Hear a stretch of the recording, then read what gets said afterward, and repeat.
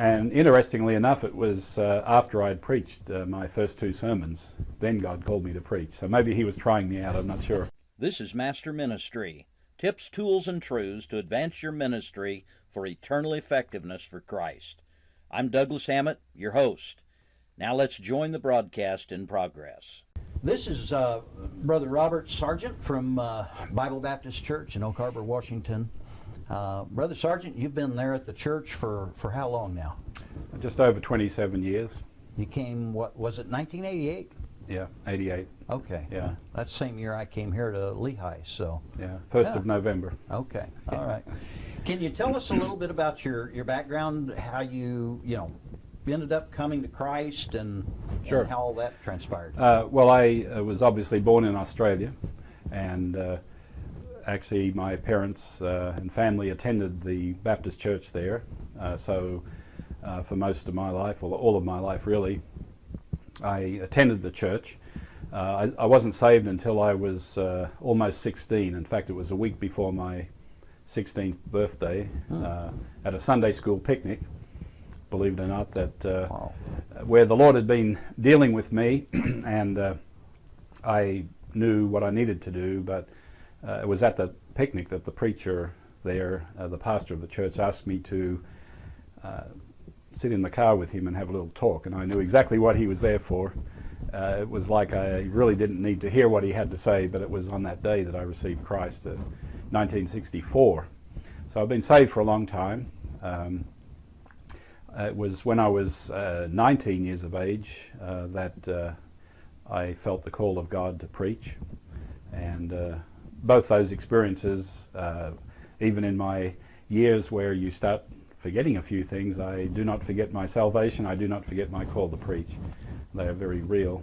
And I was 19 years of age when I surrendered to preach.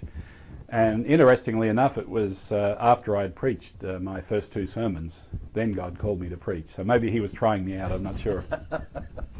But it was obviously God was working in my life and through different people, and so I was glad when that event took place. Amen. Yeah. Amen. When you first got saved and wound up preaching, did you ever have any thoughts you'd wind up in America, of all places? No. I was at the time when I surrendered to preach, I was in college. I graduated with a civil engineering degree, and I had some commitments where I was supposed to then, after I graduated from college, work for a few years to get some industrial experience, and then I was to go off to teachers college, and eventually I was supposed to have gone into the teaching profession. That never worked out. I did work for a construction company that was specializing in underwater construction, and I worked there for a time, but it's a funny thing when God calls you to preach, nothing else means anything of great importance. It was an international company, and had I gone in, I'm sure that I would have traveled the world, and by now I would have been retired and very wealthy and so forth, but my heart wasn't in that. Exactly. And so a few years later I had the opportunity to go into full-time ministry as an assistant actually to my wife's father, who was planning a church in Melbourne. Oh, wow. Okay. And so he actually trained me for most of my training, just on-the-job training. Mm-hmm. Okay. There were a couple of occasions where I sought to go to Bible college because, as it is often today, that's the done thing. That's the traditional path that people take. And I did look into that. There wasn't anything really available in Australia, but I did look to actually moving to the States. But God shut the door, and as it turned out, I received a lot of my training on the job and going into full-time ministry and just learning through mistakes as well as study. Wow. Amen. Now, I think I know where you stand on this. You believe that men should be trained in their local church today. Yes. Is that correct? I believe that's the scriptural plan. I understand that many preachers have been trained in colleges, and obviously you can get an education. I think there are shortcomings, and I think anything that gets away from God's ideal is going to end up with problems. And I've met a lot of ones that have gone to college, and they're fine men and great preachers, and I certainly am not trying to disparage them, although many of them will say that it was after they got out of college and got into the ministry that they really started to learn. And that be as it may, I just believe that mentoring is God's plan. We have a saying at our church, which is nothing new to us, but going back to the book of Genesis, that kind produces kind. God has a law of reproduction, and that Christians reproduce themselves in other Christians, churches reproduce themselves by starting other churches, and preachers reproduce themselves by training preachers and preparing them. Exactly. I went off to Bible college, and I'm one of those who did that. Got my training there, and then I ended up learning things from there that were helpful.